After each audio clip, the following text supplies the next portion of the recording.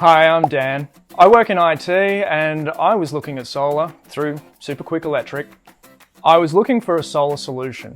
I effectively wanted to be able to reduce my costs, make a better future for my children, and make myself future-proofed for electric vehicles and other electric capabilities coming up in the near future. Number one, though, would be renewable energy.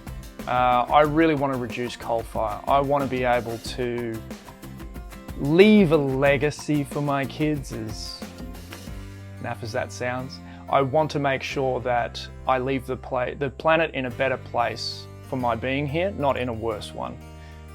Beyond that, the simple fact of being able to reduce my monthly spend as well, to get it to zero, to be able to pay the system off, for it to be an investment into both my property and my children. Working with Rob was great. Honestly, it didn't feel like every other solar company I've dealt with in the past.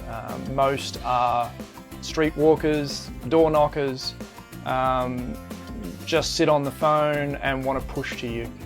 5-10 minutes on the phone with Rob. He said, look, let's just organise an interview and I'll come around whenever you're available and we'll sit down and we'll have a discussion. And that's what we did. We just had a quick discussion, which then led on to a full design and quote pretty much then and there. Honestly, he's been available 24/7 whenever I've needed it. Rob has made it really simple to actually get this system up and running. A couple of face-to-face discussions, emails back and forth, constant contact.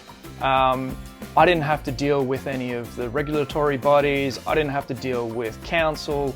Rob took care of all the paperwork. Super Quick Electric effectively took the hard work that is figuring out what it is you need with this system and dealt with it themselves. I turned up, discussed with him, determined what I wanted, and it just went from there. Thanks again, Rob and the team at Super Quick Electric. I love the system. I'm looking forward to many years of use with said system and really looking forward to the future. Thank you very much.